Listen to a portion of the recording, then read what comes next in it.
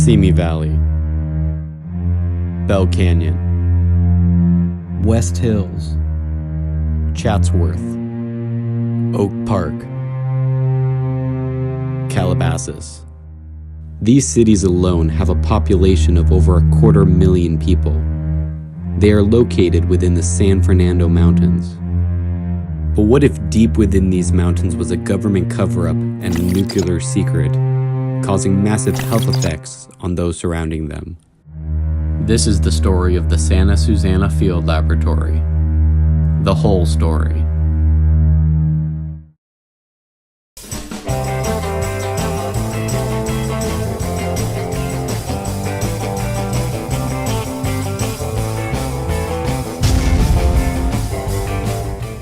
During the late 1940s and early 50s, the Santa Susana Field Laboratory was created in response to the growing need of scientific studies at the time. It was the dawn of the nuclear age, and it was the space race, and the government and some private contractors started this lab to do many different types of experiments. Some of them we don't really know about.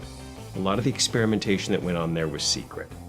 The site was used for rocket engine testing, and that site under Rocketdyne, I think, tested every engine for every space program for the United States. We went to the moon because of this place. Every single rocket engine that carried men into space was tested at this site. The site was selected because it was in the boonies. Nobody lived in the vicinity. Bell Canyon wasn't there. Nobody lived anywhere near it. Of course, the great problem is that over the subsequent many decades, population has mushroomed, so you now have 500,000 people within 10 miles of the site. But this growing population is an issue due to the infamous SRE, or sodium reactor experiment, once thought of as a hope for an alternative energy source for the people of Simi Valley. This experiment ran until July of 1959 when it encountered its major accident. What happened is there is a cooling system associated with the sodium. This cooling system cools the sodium as it goes through the reactor and comes back.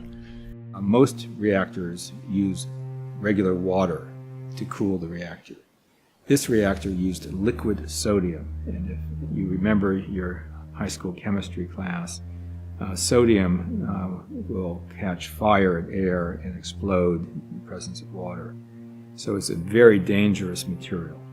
There was a leak in that pump, and so some of the carbon-based fluid got from the coolant pump, got all the way back into the sodium. And blocked the coolant, so there was overheating. And that resulted in an interaction between the cladding and the fuel. There was a partial nuclear meltdown. That is a very significant nuclear accident. However, at the time, the public and the news media were told it was just a very minor incident that had occurred there. No one was told that there was a significant accident. The workers that I have interviewed said on the day of that accident, they were told to open the reactor and let the radiation vent out into the atmosphere. Astonishingly, they ran the reactor for about 10 days after the initial evidence that something was going seriously wrong. The workers were told not to say anything, not to their families, not to their friends, about the accident or the way they were venting the radiation into the atmosphere. But the workers have also told me they weren't told that much information. They were told, open the doors, vent the radiation, but they didn't know themselves exactly what was going on that day. When I worked there, I didn't know anything. I just went where they sent me. And one of my jobs at Santa Susana was in the sodium reactor experiment office. And John Pace has taken pictures of how they had to empty out the office because everything was radioactive. The files, the chairs, the desk, everything. The bottom line is that the accident released radioactivity into the environment. I should make clear that this is just one of the accidents at the site, and one of the ways in which the contamination of the site and the nearby areas occurred, but it was the most spectacular of the events. But while many people look at the data and reach the conclusion of a radiation release, there are those who have found conflicting reports. It was called a meltdown, but really it was a failure of the cladding, because when the steel cladding binds with the uranium fuel, it's at a lower melting temperature, and therefore the cladding, some pieces of it melted, became embrittled, and it broke. And I think the gases that they released, the two chemicals, immediately dispersed into the atmosphere. There's nothing that indicates that there were any solid radioactive items that left the reactor. As far as radiation release from the accident, there was release of radioactivity in the building itself, but all of the instruments surrounding the building detected none. Despite the controversy regarding the releases during the SRE failure, something that cannot be argued was the lack of professional protocol performed on the site during the handling of dangerous chemicals.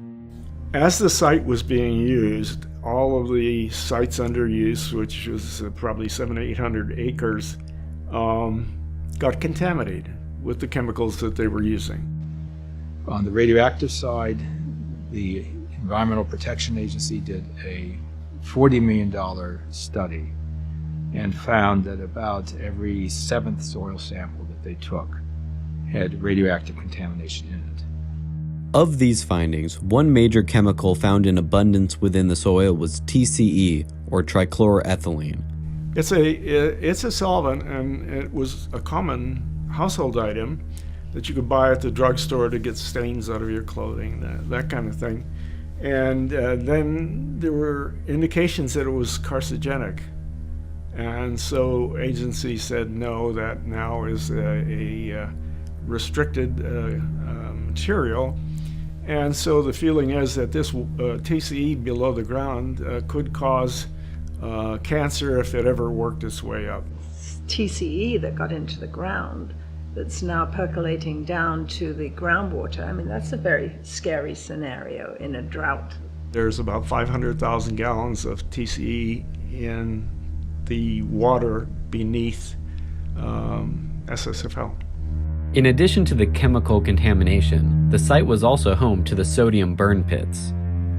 Scientists and former workers have told me that the burn pits are one of the most scandalous aspects of the Santa Susana Field Lab. This is where they took barrels of radioactive waste and essentially shot them with rifles to make the waste explode and go up into the atmosphere as a way of getting rid of it. That wasn't the way that we were supposed to get rid of things. And then they used to always dump it in the ocean before that stopped. This contamination has brought the fear of many health-related issues, as many community members living near the site have been diagnosed with rare forms of cancer. I've interviewed so many former workers or family members of former workers who got cancers at a very early age. They cannot help but feel that their work at the field lab was the reason for those cancers. But of course, the nature of cancer is you can really pinpoint the cause because we live in an environment with so many carcinogens in it. But they feel very strongly in their gut that what happened at the field lab impacted their health.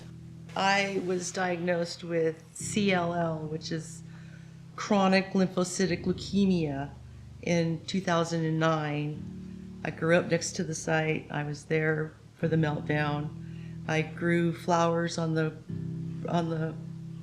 property line of Sage Ranch and the facility for 8 years.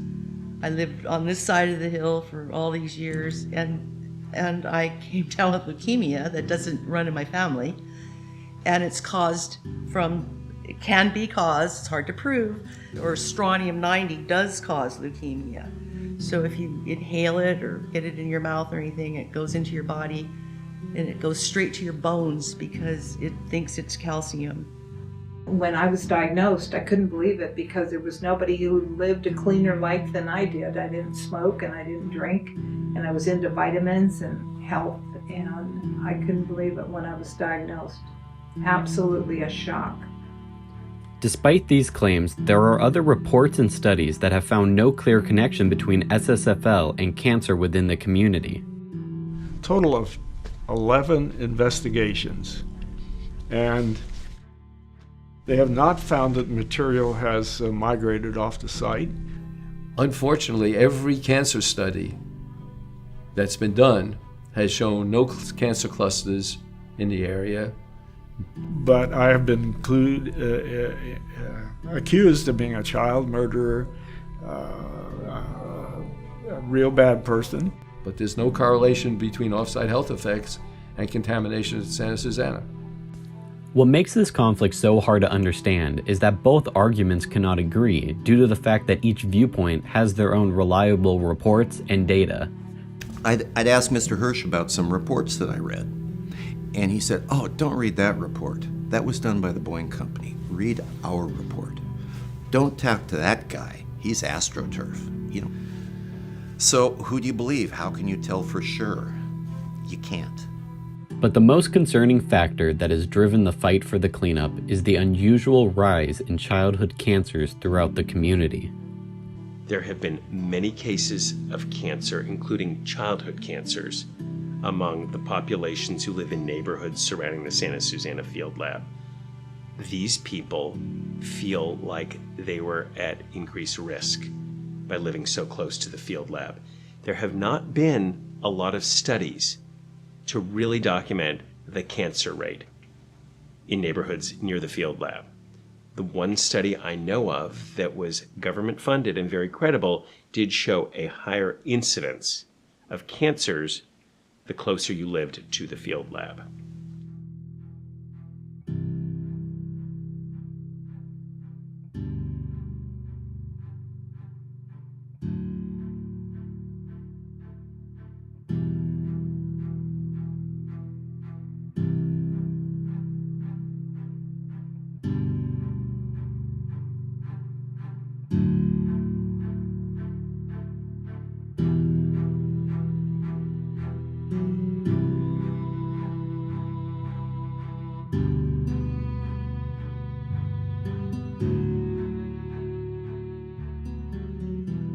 And although cancer causes cannot be proven, one thing that can be is the fact that fear surrounding the contamination has only risen after the 2018 Woolsey fire, which began on the grounds of SSFL.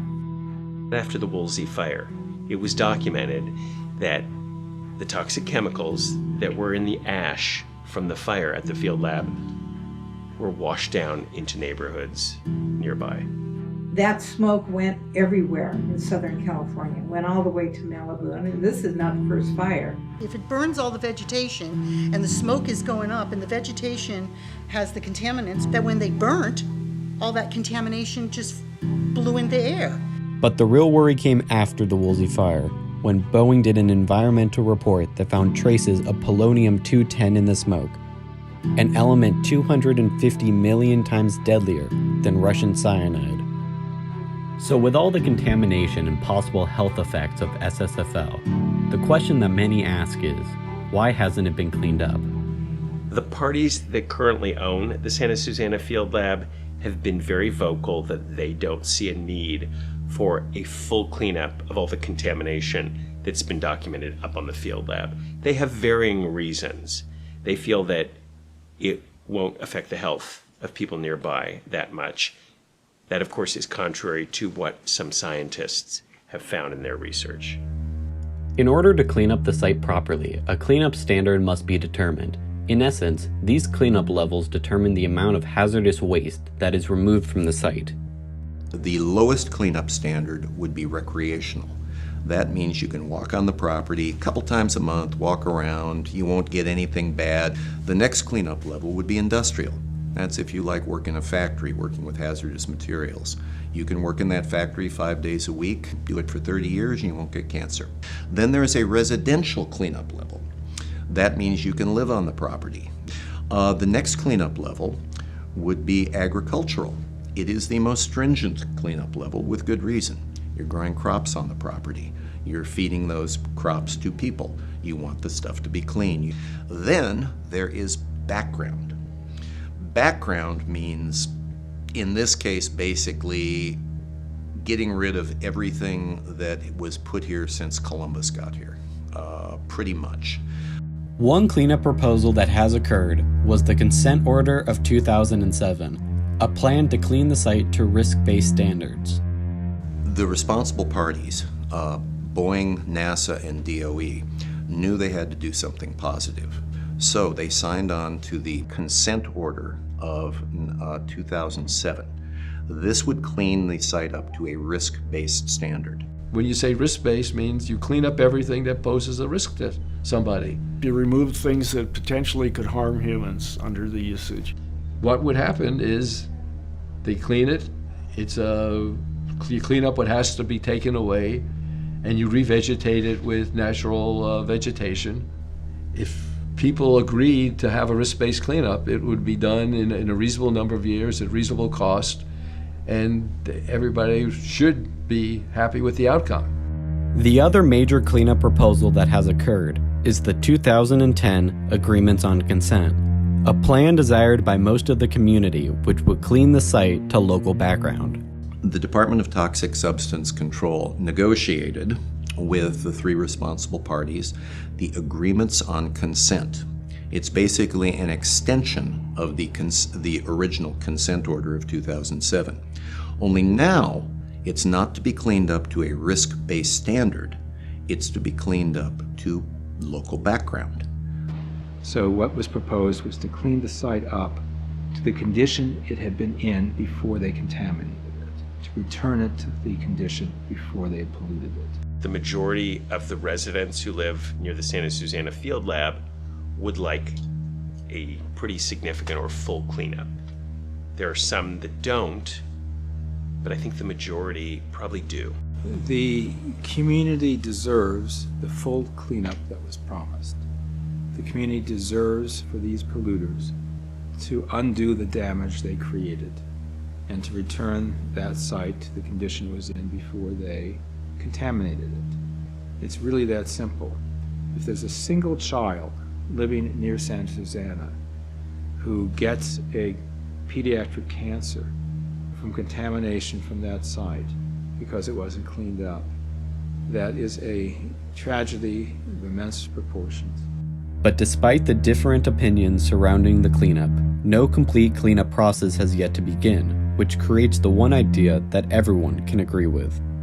Start the cleanup, get it started. If it has to last longer to get the budget from the government for cleanup, then let it last longer. Let's not set a deadline when it has to be done, but let's get it started. But within this issue where people disagree on aspects ranging from the release of chemicals to effects on the community, all the way to how the property should be cleaned up, every person involved in this topic has one thing in common, and that similarity is that they are all members of communities affected by SSFL. You know, we're all living here. Lots of the people that are up there, they all live in Simi, they live in West Hills, they live so they're the same as us, they just have a different point of view. And while these different points of view can be seen as the reason for the delayed cleanup, these differing viewpoints can be used as the fuel needed to get the cleanup started.